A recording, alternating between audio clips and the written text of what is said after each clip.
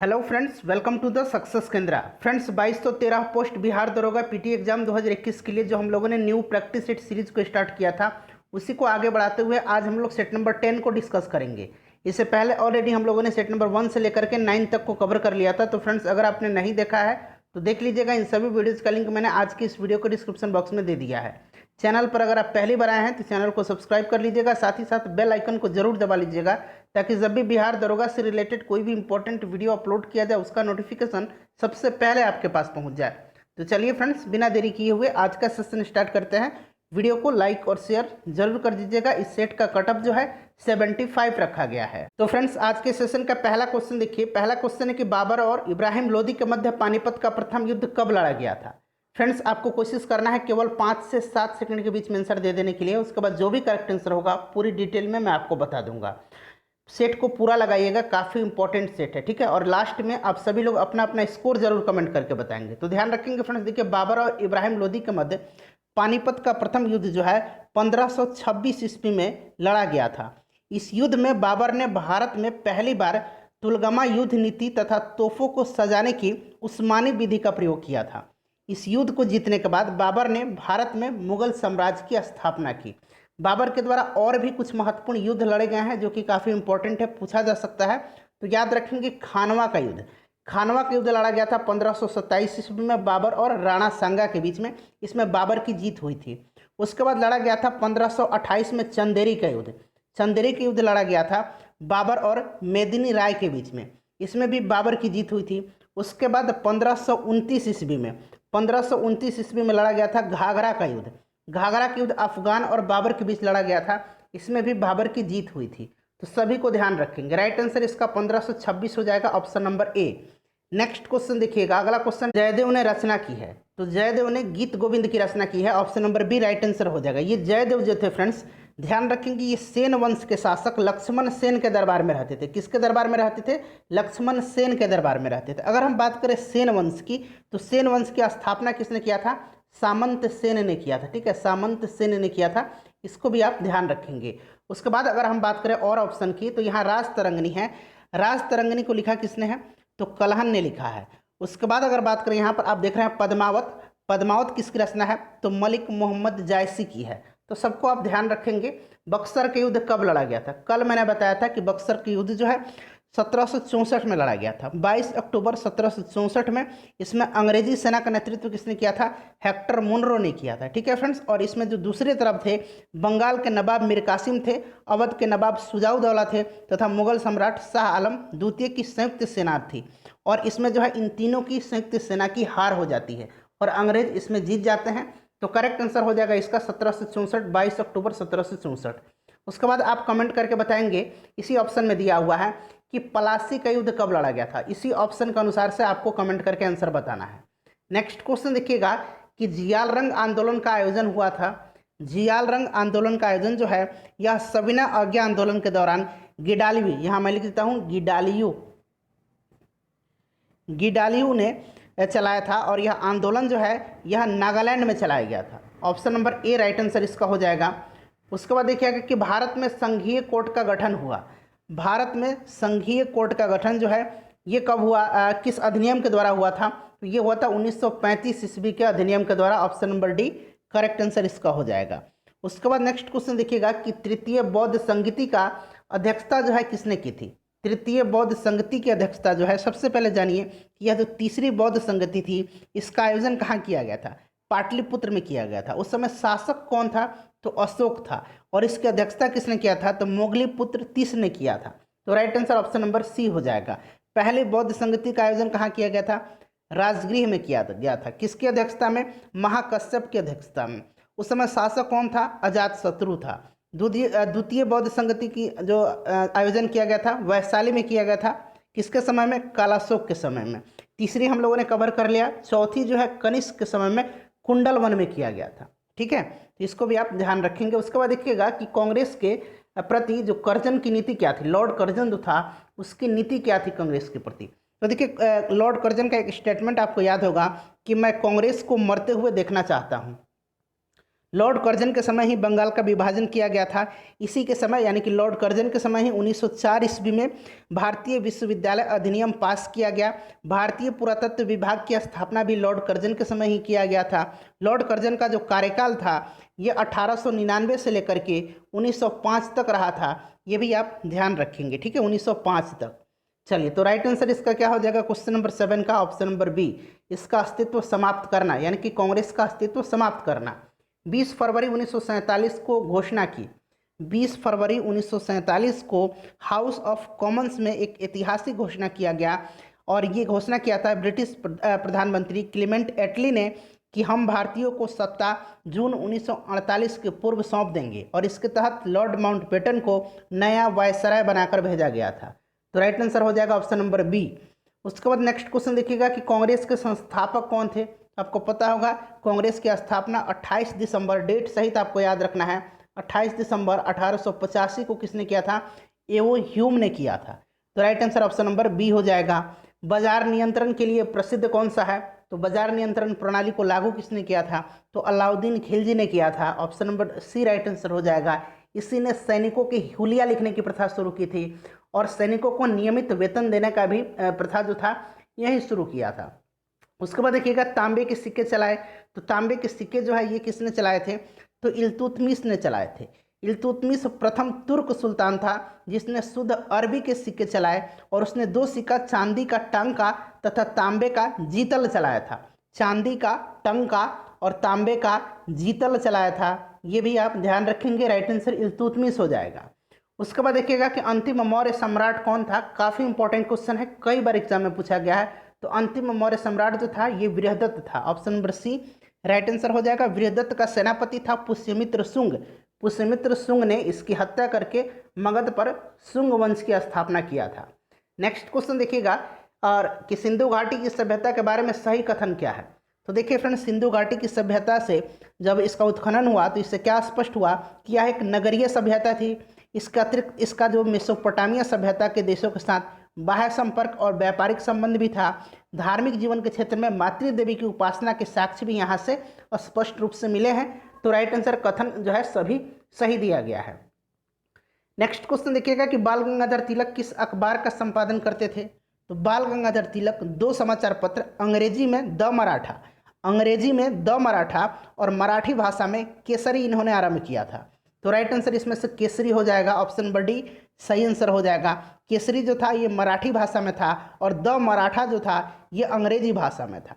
Next question है कि गुरु गोविंद सिंह की मृत्यु के बाद पंजाब में सिखों ने किसके नेतृत्व में विद्रोह किया था। तो आपको पता होगा कि जो सिखों के आखिरी गुरु थे गुरु गोविंद सिंह, इनकी मृत्यु के बाद बंदा बहादुर को जो है यह प्रभार सौंपा गया था, और बंदा बहादुर के नाम से जो है सिखों ने विद्रोह किया था। Option number D right answer हो जाएगा, बंदा बहादुर, ठीक है, और इन्होंने ही नेतृत्व प्रदान किया था सिखों को।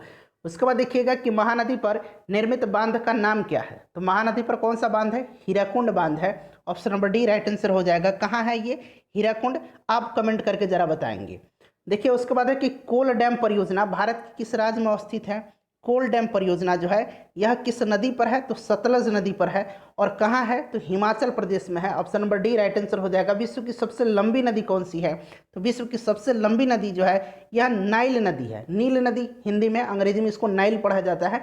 तो नील नदी है, और देखिए यह विक्टोरिया झील से निकलती है, ठीक है।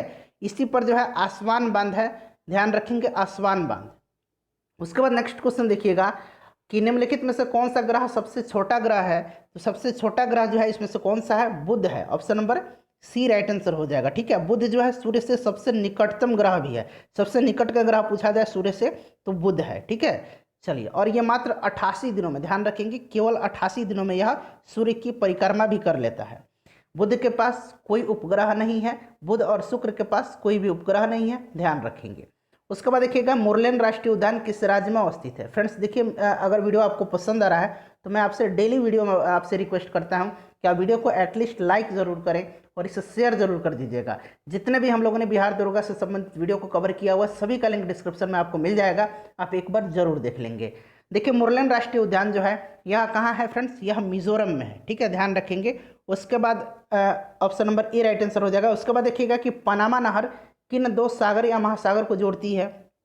पनामा नहर जो है यह प्रशांत महासागर तथा कैरिबियन सागर को जोड़ती है। Option number A right answer इसका हो जाएगा। ठीक है, ध्यान रखेंगे, इंपॉर्टेंट है। कहीं कहीं आपको कैरिबियन सागर की जगह जो है अटलांटिक महासागर भी दिया रहेगा। नेक्स्ट क्वेश्चन देख लीजिएगा कि हॉर्न ऑफ अफ्रीका में निम्न में से कौन से देश शामिल हैं? तो हॉर्न ऑफ अफ्रीका के बारे में आपको पता होगा कि अफ्रीका के पूर्वी भाग को हॉर्न ऑफ अफ्रीका कहा जाता है और इसके अंतर्गत जो है इथोपिया, सोमालिया और जिबूती, इथोपिया, सोमालिया और जिबूती जो शामिल है। तो इसमें पूछा गया है कि निम्न में से कौन सा देश शामिल है? तो यहाँ शामिल नहीं है, आप प्रश्न में थोड़ा सा संशोधन कर लीजिएगा। तो कीनिया इसमें शामिल नहीं है, इथोपिया, सोमालिया और जिबूती इसमें शामिल हैं। उसके बाद देखिएगा मरुस्थलीय प्रदेश में बाहर से पवन द्वारा उड़ाकर लाई गई मिट्टी क्या कहलाती है? तो हम लोग बचपन से पढ़ते आ रहे हैं, इसको लोएस मिट्टी कहा जाता है। क्या कहा जाता है? इसको लोएस मिट्टी कहा जाता है। उसके बाद देखिए 2011 की जनगणना के अनुसार भारत में जो जनसंख्या घनत्व है वो कितना है? जन घनत्व जो है वो कितना है? तो फ्रेंड्स काफ़ी इंपॉर्टेंट है, याद रखेंगे 382 व्यक्ति प्रति वर्ग किलोमीटर। ऑप्शन नंबर डी इसका करेक्ट आंसर हो जाएगा। निम्नलिखित में से भारत के कितने राज्य दूसरे राज्य की सीमा से जो है सटे हुए हैं? दूसरे देश की सीमा से, राज्य नहीं, दूसरे देश की सीमा से सीमा साझा करते हैं। तो हम लोग पहले से पढ़ते आ रहे थे 17, ठीक है, लेकिन अब क्या हुआ है कि अब 16 राज्य हो गए हैं और 2 केंद्र शासित प्रदेश हो गया है। 2 केंद्र शासित प्रदेश जम्मू कश्मीर और लद्दाख हो गया है। तो 16 राज्य याद रखेंगे और 2 केंद्र शासित प्रदेश जम्मू कश्मीर और लद्दाख। नेक्स्ट क्वेश्चन देखिएगा कि वस्तु एवं सेवा कर यानी कि जीएसटी परिषद के संदर्भ में निम्नलिखित कथनों पर विचार कीजिए। जीएसटी परिषद का अध्यक्ष भारत का प्रधानमंत्री होता है, गलत, भारत के वित्त मंत्री होते हैं। इसमें राज्यों का कोई प्रतिनिधित्व नहीं होता है, ये भी गलत दिया गया है। इसमें राज्यों का प्रतिनिधित्व होता है। यह एक संवैधानिक निकाय है, बिल्कुल संवैधानिक निकाय है। तो केवल और केवल ऑप्शन नंबर बी इसका राइट आंसर हो जाएगा, यानी कि 3 सही है। भारत में जीएसटी 1 जुलाई 2017 से लागू किया गया, डेट आप याद रखेंगे। उसके बाद देखिएगा निम्नलिखित में से कौन सा भुगतान संतुलन के चालू लेखा के हिस्सा नहीं है? तो राइट आंसर इसका क्या हो जाएगा? राइट आंसर हो जाएगा पूंजीगत प्राप्तियां और भुगतान। ठीक है, पूंजीगत प्राप्तियां और भुगतान। तो राइट आंसर इसका ऑप्शन नंबर डी हो जाएगा। नेक्स्ट क्वेश्चन देखिए कि ट्रिप्स समझौता किससे संबंधित है? अब देखिए ट्रिप्स का फुल फॉर्म आपको जानना चाहिए। ट्रिप्स का फुल फॉर्म होता है trade related aspects of intellectual property rights. एक बार मैं और रिपीट कर देता हूँ, trade related aspects of intellectual property rights. ठीक है, यह बौद्धिक संपदा संरक्षण से संबंधित है। राइट आंसर ऑप्शन नंबर इसका बी हो जाएगा। उसके बाद देखिएगा किसी देश के जनसांख्यिकी लाभांश की घटना किससे संबंधित है? बहुत ही बेसिक इसमें इकोनॉमिक्स के प्रश्न दिए गए हैं। तो राइट आंसर बताइए इस प्रश्न का क्या हो जाएगा? तो देखिए किसी देश की जनसांख्यिकी लाभांश है वहाँ की श्रमजीवी यानी कि जो वहाँ के कार्यशील जनसंख्या है उसकी वृद्धि से है। तो राइट आंसर इसका क्या हो जाएगा? ऑप्शन नंबर बी हो जाएगा। नेक्स्ट क्वेश्चन देखिएगा कि अमर्त्य सेन को उनके किस विषय क्षेत्र में योगदान के लिए नोबेल पुरस्कार दिया गया था? तो अमर्त्य सेन को नोबेल पुरस्कार दिया कब किया गया था? तो 1998 में दिया गया था। ठीक है, ध्यान रखेंगे 1998 में इनको कल्याणकारी अर्थव्यवस्था के क्षेत्र में योगदान के लिए नोबेल पुरस्कार दिया गया था। तो ऑप्शन नंबर बी हो जाएगा कल्याणकारी अर्थव्यवस्था। अच्छा, इनको भारत रत्न कब ये दिया गया था? तो 1999 में इनको भारत रत्न से सम्मानित किया गया था। बंद अर्थव्यवस्था वह अर्थव्यवस्था है जिसमें न तो निर्यात होता है और न ही आयात होता है। Option number D right answer हो जाएगा। कई बार इस प्रश्न को आपने पहले भी पढ़ा होगा। उसके बाद देखिएगा कि स्वतंत्रता के पूर्व भारत की राष्ट्रीय तथा प्रति व्यक्ति आय के आकलनकर्ताओं में निम्नलिखित में से कौन शामिल थे? तो बताइए राइट आंसर इसका क्या होगा? दादा भाई नौरोजी, ठीक है, उसके बाद फिडले सिराज, वीके आरवी राव और आरसी देसाई। तो सभी के सभी थे। तो राइट आंसर इसका हो जाएगा option number D 1, 2, 3, 4। Next question देखिएगा कि भारत में घाटे की वित्त व्यवस्था किसके लिए संसाधनों को बढ़ाने के लिए उपयोग की जाती है? तो ये की जाती है सार्वजनिक ऋण चुकाने के लिए। सार्वजनिक ऋण को कम किया जाता है और राइट आंसर इसका ऑप्शन नंबर बी हो जाएगा। नेक्स्ट क्वेश्चन देखिएगा कि स्वतंत्र भारत में भूमि सुधारों के संदर्भ में निम्नलिखित कथनों पर विचार कीजिए। यहाँ पर कुछ से आंसर आपको चुन करके बताना है। देखिए दोनों आप कथन को पढ़ लीजिएगा, वीडियो को पॉज कर लीजिए और इसको पढ़ लीजिए। तो करेक्ट आंसर जो है देखिए फ्रेंड्स मैं बता देता हूँ, 1991 में पहला संविधान संशोधन में 9वीं अनुसूची द्वारा प्रावधान किया गया कि इसका मुख्य उद्देश्य भूमि सुधार कानूनों को न्यायिक समीक्षा के दायरे से बाहर रखना है। तो ये यहाँ पर 1951 हो जाएगा। पहला संशोधन कब हुआ था? 1951 में ही तो हुआ था। उसके बाद देखिएगा कि 9वीं अनुसूची का मुख्य उद्देश्य राज्यों द्वारा बनाए गए भूमि सुधारों को न्यायिक समीक्षा के दायरे में शामिल करना था, जबकि बाहर करना था। तो न तो 1 है और न तो 2 है। उसके बाद नेक्स्ट क्वेश्चन देखिएगा कि हरित क्रांति का प्रभाव मुख्य रूप से किन किन क्षेत्रों में था। फ्रेंड्स, इससे पहले हम लोगों ने जनवरी से लेकर के जुलाई तक के लगभग 200 से अधिक इंपॉर्टेंट करंट अफेयर्स की वीडियो को कवर किया हुआ है। उस वीडियो को आप जरूर देख लीजिएगा, काफ़ी इंपॉर्टेंट वीडियो है। लिंक सभी वीडियोज का आपको डिस्क्रिप्शन में मिल जाएगा। ठीक है, देखिए हरित क्रांति का प्रभाव मुख्य रूप से किन किन क्षेत्रों में था। तो सबसे पहले जान लीजिए कि हरित क्रांति की शुरुआत भारत में कब हुई थी। 1966-67 में हुई थी और भारत में हरित क्रांति का जनक जो है स्वामीनाथन जी को माना जाता है, आपको पता भी होगा। तो राइट आंसर देखिए पंजाब, हरियाणा, पश्चिमी उत्तर प्रदेश, इसको ध्यान रखेंगे। ठीक है, चलिए नेक्स्ट क्वेश्चन देख लेते हैं। देखिए यहाँ पर अब संविधान से संबंधित प्रश्नों को हम कवर करेंगे। सूची 1 है और सूची 2 है। सूची 1 में अनुच्छेद दिया गया है और सूची 2 में उनसे संबंधित विषय दिया गया है। तो देखिए अनुच्छेद 54 में क्या है, अनुच्छेद 54 में है राष्ट्रपति की नियुक्ति, तो ऑप्शन नंबर 4 हो जाएगा। ठीक है, उसके बाद अनुच्छेद 75 जो है इसमें क्या है, प्रधानमंत्री की नियुक्ति है। उसके बाद अनुच्छेद 155 जो है, अनुच्छेद 155 में राज्यपाल की नियुक्ति है। राज्यपाल की नियुक्ति राष्ट्रपति द्वारा प्रत्यक्ष रूप से की जाती है, ध्यान रखेंगे। और 164 जो है अनुच्छेद, ये मुख्यमंत्री की नियुक्ति से संबंधित है। तो राइट आंसर इसका क्या हो जाएगा, ऑप्शन नंबर ए हो जाएगा इसका मेरे ख्याल से। ठीक है, उसके बाद देख लीजिएगा निम्नलिखित में से किसने भारतीय न्यायालय को समान कार्य के लिए समान वेतन का मौलिक अधिकार निगमन करते हेतु सक्षम किया है। तो राइट आंसर जो है संविधान की प्रस्तावना में प्रयुक्त समाजवादी शब्द सही है। विकल्प ए को संविधान के अनुच्छेद 14 के साथ मिलाकर के पढ़ना, ये भी सही है। विकल्प ए को संविधान के अनुच्छेद 16 के साथ मिलाकर के पढ़ना, ये भी सही है। तो ए, बी, सी सभी जो है सही दिया गया है। ठीक है, नेक्स्ट क्वेश्चन देख लीजिएगा, निम्न में से कौन सा एक राज्य के नीति निर्देशक सिद्धांतों में सम्मिलित है। तो नीति निर्देशक सिद्धांतों में सम्मिलित इसमें से देख लीजिए चारों ऑप्शन यहाँ पर हैं, कौन सम्मिलित है। तो राइट आंसर इसका हो जाएगा राज्य देश के पर्यावरण के संरक्षण तथा संवर्धन का प्रयास करेगा, option number A correct answer इसका हो जाएगा। ठीक है, इंपॉर्टेंट है, आप इसको जरूर ध्यान रखेंगे, आर्टिकल 48A में है ये।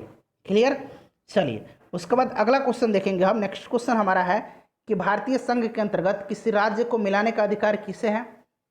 तो ये भारत के संसद के पास, ऑप्शन नंबर सी सही आंसर हो जाएगा। वित्त आयोग का गठन किया जाता है। वित्त आयोग का गठन जो है ये 5 वर्षों के लिए किया जाता है। कितने दिनों के लिए, 5 वर्षों के लिए वित्त आयोग का गठन किया जाता है।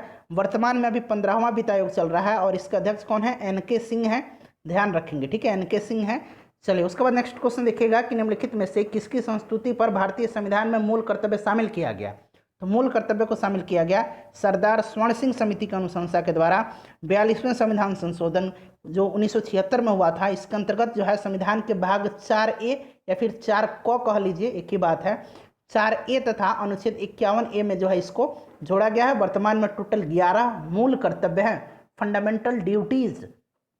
तो राइट आंसर बलवंत राय हो जाएगा। उसके बाद नेक्स्ट क्वेश्चन देखिएगा, वह कौन सा अपराध है जिसे घटित करने का प्रयास दंडनीय है और जिसके पूर्ण होने पर अपराधी को दंडित नहीं किया जा सकता है।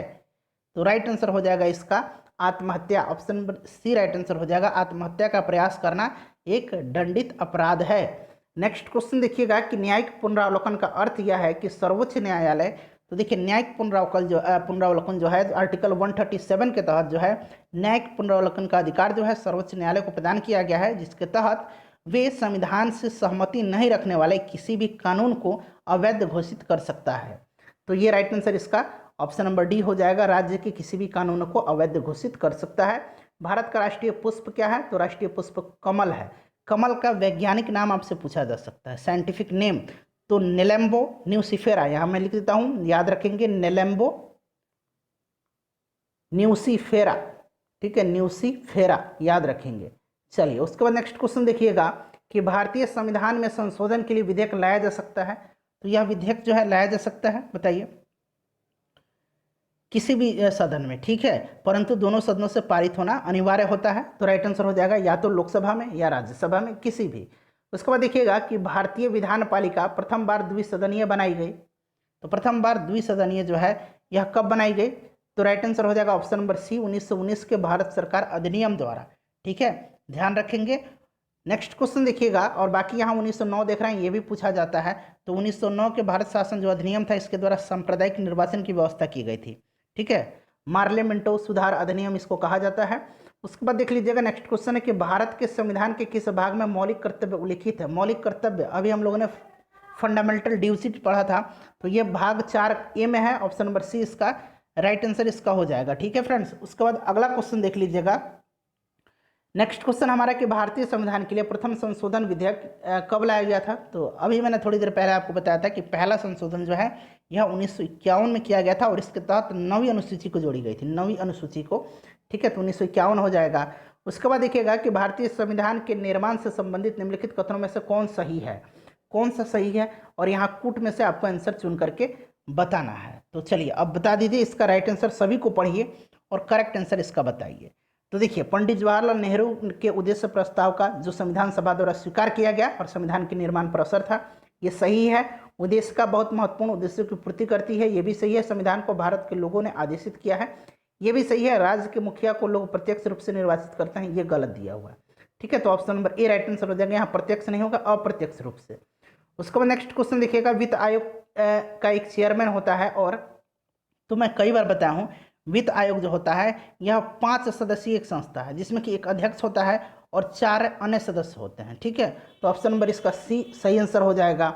उसके बाद देख लीजिएगा क्वेश्चन नंबर 51 है कि जनवरी 2020 से यहाँ से करंट अफेयर्स का सेक्शन चालू हो रहा है। 2020 में किस कंपनी ने 2030 तक कार्बन नेगेटिव होने की घोषणा की है। तो ये कंपनी का जो नाम है यह है माइक्रोसॉफ्ट। ठीक है, ध्यान रखेंगे। उसके बाद नेक्स्ट क्वेश्चन देख लीजिएगा, माइक्रोसॉफ्ट की स्थापना 1976 में हुई थी। इसके संस्थापक बिल गेट्स हैं। ठीक है, और इसका हेडक्वार्टर जो है वो वाशिंगटन डीसी में है। हाथियों के संरक्षण को ध्यान में रखते हुए किस मंत्रालय के द्वारा सुरक्षा पोर्टल लॉन्च किया गया है। तो इस पोर्टल का जो लॉन्च किया गया है यह किया गया है किसके द्वारा, केंद्रीय पर्यावरण वन एवं जलवायु परिवर्तन मंत्रालय के द्वारा। ऑप्शन नंबर ए सही आंसर इसका हो जाएगा। ठीक है, चलिए उसके बाद अगर ध्यान रखेंगे, विश्व हाथी दिवस पूछा जाता है कि कब मनाया जाता है। तो हाथी दिवस 12 अगस्त के दिन मनाया जाता है। हाथी प्रोजेक्ट जो है, एलिफेंट प्रोजेक्ट, ये कब लॉन्च किया गया था। तो 1992 में, ये भी ध्यान रखेंगे। साथ साथ टाइगर प्रोजेक्ट तो आपको पता है 73 में। वधावन पोर्ट जो है हाल ही में चर्चा में रहा है, ये किस राज्य में। देखिए बीपीएससी में ये प्रश्न पूछा गया था। वधावन जो है यह महाराष्ट्र में है। Option number A right answer इसका हो जाएगा। ठीक है, उसके बाद नेक्स्ट क्वेश्चन देखिएगा कि किस राज्य सरकार ने इंदिरा रसोई योजना की शुरुआत की है। तो इंदिरा रसोई योजना की शुरुआत राजस्थान की सरकार ने किया। देखिए राजस्थान ऑप्शन में आपको कहीं नहीं दिख रहा है, तो आप यहाँ पर राजस्थान ध्यान रखेंगे। ठीक है, राजस्थान मैं लिख देता हूँ ताकि आपको याद रहे। किस देश ने अमेरिकी कंपनी एप्पल पर प्रतिस्पर्धा विरोधी व्यवहार के लिए 1.1 बिलियन यूरो का जुर्माना लगाया है। तो राइट आंसर इसका जो है ये हो जाएगा फ्रांस। Option number D. उसके बाद देखिएगा कि किस भारतीय राज्य ने आई फ्लोज नामक एक एकीकृत बाढ़ चेतावनी प्रणाली शुरू की है। तो सही आंसर इसका हो जाएगा महाराष्ट्र। ठीक है, ध्यान रखेंगे। उसके बाद देखिएगा कि 2020 को ईयर ऑफ मोबिलिटी के रूप में मनाने की घोषणा किसने की है। तो काफ़ी इंपॉर्टेंट है, ईयर ऑफ मोबिलिटी के रूप में मनाने की घोषणा किया है CISF ने। CISF option number C right answer हो जाएगा। हिंदी में इसको केंद्रीय औद्योगिक सुरक्षा बल कहा जाता है। नेक्स्ट क्वेश्चन देखिएगा, इंदिरा गांधी शांति पुरस्कार 2019 से किसे सम्मानित किया गया। तो ये सम्मानित किया गया है डेविड एटनबरो को। Option number B right answer हो जाएगा। ठीक है, ध्यान रखेंगे। उसके बाद देखिए, विश्व का पहला देश जो धान 29 नाम से गोल्डन राइस को खेती करेगा। तो करेक्ट आंसर इसका क्या हो जाएगा, करेक्ट आंसर हो जाएगा बांग्लादेश। उसके बाद देखिएगा कि अफ्रीका का वह अंतिम देश जिसे अगस्त 2020 में WHO ने पोलियो मुक्त घोषित किया। तो यह देश कौन सा है, यह देश है नाइजीरिया। ध्यान रखेंगे, यह देश है नाइजीरिया। ठीक है, और भारत को पोलियो मुक्त कब घोषित किया गया, 2014 में। उसके बाद देखिएगा फरवरी 2020 में माउंट एकांकागुआ पर चढ़ाई करने वाली काम्या कार्तिकेयन विश्व की सबसे कम उम्र की पर्वतारोही बन गई हैं। माउंट एकांकागुआ किस पर्वत की सबसे ऊंची चोटी है। तो माउंट एकांकागुआ जो है यह एंडीज पर्वतमाला में स्थित है। ठीक है, और एंडीज पर्वतमाला की सबसे ऊंची चोटी है, दक्षिण अमेरिका की सबसे ऊंची चोटी है। ठीक है, दक्षिणी America. Option number C right answer हो जाएगा। 17 सितंबर 2020 को G20 देशों ने पर्यावरण मंत्रियों की बैठक आयोजित की गई। इसका अध्यक्षता किस देश ने किया। तो इसकी अध्यक्षता किया है सऊदी अरब ने। ठीक है, उसके बाद अगर बात करें G20 का 2021 में आयोजन कौन सा देश करेगा, इटली करेगा। 2022 में कौन सा देश करेगा, इंडोनेशिया करेगा। 2023 में अपना प्यारा भारत करेगा। ध्यान रखेंगे। ठीक है, 2024 में कौन सा देश करेगा, ये ब्राजील करेगा। अगला क्वेश्चन देख लीजिएगा कि 15 अगस्त 2020 को पूर्व क्रिकेट खिलाड़ी महेंद्र सिंह धोनी ने संन्यास लेने की घोषणा की। उनकी कप्तानी में किस वर्ष भारत ने एक दिवसीय क्रिकेट वर्ल्ड कप यानी कि विश्व कप जीता है। तो आपको पता होगा 2011 वाला विश्व कप जो था ये भारत ने जीता था, और महेंद्र सिंह धोनी के साथ साथ सुरेश रैना ने उसी दिन अंतर्राष्ट्रीय क्रिकेट से संन्यास लेने का ऐलान किया था। उसके बाद देखिएगा कि हाल ही में सुर्खियों में रहा सुखना झील, जिसे जीवित इकाई का दर्जा दिया गया है, यह किस शहर में स्थित है? तो सुखना झील जो है यह चंडीगढ़ में स्थित है, ठीक है। Option number B right answer इसका हो जाएगा। उसके बाद देखिएगा कि वर्ष 2021 में UNFCCC, इसका फुल फॉर्म पहले आप जान लीजिएगा, इसका फुल फॉर्म होता है United Nations framework convention on climate change, United Nations framework convention on climate change COP26 COP26 conference of parties, ठीक है, का आयोजन किस देश में किया जाएगा? तो ये किया जाएगा कहाँ? ये ग्लासगो में किया जाएगा, स्कॉटलैंड के ग्लासगो में, ध्यान रखेंगे। Option number B right answer इसका हो जाएगा। उसके बाद नेक्स्ट क्वेश्चन देख लीजिएगा कि गरीबी रेखा से नीचे रहने वाले लोगों की फ्री इंटरनेट सेवा प्रदान करने वाला देश का पहला राज्य कौन बन गया है? तो पहला राज्य ये केरल बन गया है। Option number A right answer हो जाएगा, केरल बन गया है। 4 से 5 सितंबर 2020 को बंगाल की खाड़ी में इंद्र नामक युद्ध अभ्यास किया गया। यह युद्ध अभ्यास जो है किस देश की सेना के बीच है? देखिए इंद्र INDRA, अब आप कभी नहीं भूलेंगे। देखिए इंद्र में आप देखिए IND से इंडिया हो गया, RA से रसिया हो गया, तो इंद्र जो है भारत और रूस के बीच का बंगाल की खाड़ी में किया गया है। तो इससे आप समझ सकते हैं यह भारत और रूस के बीच नौसेना अभ्यास। तो याद रखेंगे इंद्र किसका है? भारत और रूस के बीच का। चलिए अगला क्वेश्चन देखिएगा, किस संस्था द्वारा या मंत्रालय द्वारा डीकार्बोनाइजिंग ट्रांसपोर्ट ने इंडिया प्रोजेक्ट को लॉन्च किया है? तो राइट आंसर इसका क्या हो जाएगा? राइट आंसर हो जाएगा इसका नीति आयोग, ठीक है। नेक्स्ट क्वेश्चन देखिएगा कि भारतीय वायुसेना ने कोविड-19 से पीड़ित रोगियों के लिए किस नाम से एक पृथक परिवहन को विकसित किया है? इसका नाम है अर्पित, ARPIT, अर्पित। अर्पित का फुल फॉर्म भी जान लीजिए, एयरबोर्न, यहाँ मैं लिख देता हूँ एयरबोर्न, ठीक है, BORNE, रेस्क्यू, आर से हुआ rescue pod for isolated transportation, यहाँ जगह नहीं है तो isolated transportation, airborne rescue pod for isolated transportation, ठीक है, Arpit. Right answer option number B हो जाएगा। उसके बाद देखिए रॉकेट इंजन कार्य करता है, साइंस का सेक्शन शुरू हो रहा है। रॉकेट इंजन कार्य करता है, तो रॉकेट इंजन जो है न्यूटन के तीसरा गति का जो नियम है संवेग संरक्षण के सिद्धांत पर कार्य करता है। Option number D correct answer इसका हो जाएगा। उसके बाद देखिए एक समान वृत्तीय गति में चाल हमेशा समान होता है जबकि वेग बदलता रहता है। राइट आंसर ऑप्शन नंबर इसका सी हो जाएगा, चाल अचर है लेकिन वेग चर है। नेक्स्ट क्वेश्चन देखिए, किसी पिंड को ज्यों-ज्यों किसी द्रव्य में डुबाया जाता है उत्प्लावन बल अचर हो जाता है जबकि, तो राइट आंसर बताइए क्या होगा? राइट आंसर हो जाएगा जबकि पूरा पिंड डूबा रहे। उसके बाद देखिएगा कि रेलों के लिए पुल बनाने में किसका उपयोग किया जाता है? पुल बनाने में कौन सा लोहा का इस्तेमाल किया जाता है? तो ये किया जाता है इस्पात का। स्प्रिंग उन पदार्थों से बने होते हैं जिनकी, तो स्प्रिंग उन पदार्थों से बने होते हैं जिनकी प्रत्यास्थता उच्च होती है, इलास्टिसिटी उच्च होती है। समुद्र की गहराई नापने के लिए किसका उपयोग किया जाता है? तो फैदोमीटर का उपयोग किया जाता है। हाइड्रोजन गैस से भरा गुब्बारा जब वायुमंडल की ऊपरी सतह पर पहुंचता है तो बताइए क्या होगा? तो राइट आंसर इसका हो जाएगा ऑप्शन नंबर ए, उसका आकार बढ़ जाता है, ठीक है। चलिए उसके बाद नेक्स्ट क्वेश्चन देखेंगे। अगला क्वेश्चन है कि किसी परमाणु में धनावेशित कणों की संख्या बराबर होती है। किसी परमाणु में धनावेशित कणों की संख्या बराबर होती है परमाणु संख्या के, ठीक है। धनावेशित कण का मतलब क्या हो गया? प्रोटॉन हो गया, परमाणु संख्या के, ठीक है। प्रोटॉन की संख्या जो होती है वही परमाणु संख्या होती है। उसके बाद देखिए HCl में कौन सी बंध है? तो HCl में पोलर कोवैलेंट बॉन्ड है, पोलर यानी कि ध्रुवीय सहसंयोजी बंध है। उसके बाद देखिए बेंजीन हेक्साक्लोराइड यानी कि C6H6Cl6, ये फॉर्मूला आप याद रखेंगे, बेंजीन हेक्साक्लोराइड का है, का उपयोग होता है। तो इसका उपयोग जो होता है किस रूप में होता है? तो इसका उपयोग जो होता है ये होता है कीटनाशक के रूप में, ठीक है। ये बिहार पुलिस में कई बार पूछा गया प्रश्न है। उसके बाद देखिएगा कि विद्युत में लगी आग को बुझाने के लिए किस अग्निशामक का उपयोग किया जाता है? तो करेक्ट आंसर इसका क्या हो जाएगा? करेक्ट आंसर हो जाएगा कार्बन टेट्राक्लोराइड। देखिए CCl4 इसका फॉर्मूला होता है, ठीक है। इसी का इस्तेमाल किया जाता है। इस्पात में कार्बन की मात्रा जो है यह ढालवा लोहा से कम होती है परंतु पिटवा लोहा से अधिक होती है। ऑप्शन नंबर ए सही आंसर इसका हो जाएगा। उसके बाद देखिएगा सीमेंट में जिप्सम क्यों मिलाया जाता है? सीमेंट में जिप्सम क्यों मिलाया जाता है? तो सीमेंट को जमने में अधिक समय लगे, तुरंत ना जमे, इसलिए मिलाया जाता है। हैबर प्रक्रम यानी कि हैबर प्रोसेस में किस उत्प्रेरक का उपयोग किया जाता है? तो नाइट्रोजन स्थिरीकरण में अमोनिया के औद्योगिक उत्पादन का यह मुख्य उद्देश्य है, और इसमें जो है वह मोबिल्डम का, ठीक है, ऑप्शन नंबर बी। उसके बाद देखिएगा यहाँ 84 से लेकर के फ्रेंड्स मैं आपको बता देता हूँ 88 तक में मैथ के क्वेश्चन है। मैं इनका आंसर बता देता हूँ, पीडीएफ आपको टेलीग्राम पर मैं दे दूंगा, पूरा 15 सेट का, 15 सेट है। इसमें हम लोगों ने 10 सेट ऑलरेडी कवर कर लिया, 5 सेट और बच रहे हैं। तो देखिए इसमें से 48 लीटर हो जाएगा इसका करेक्ट आंसर।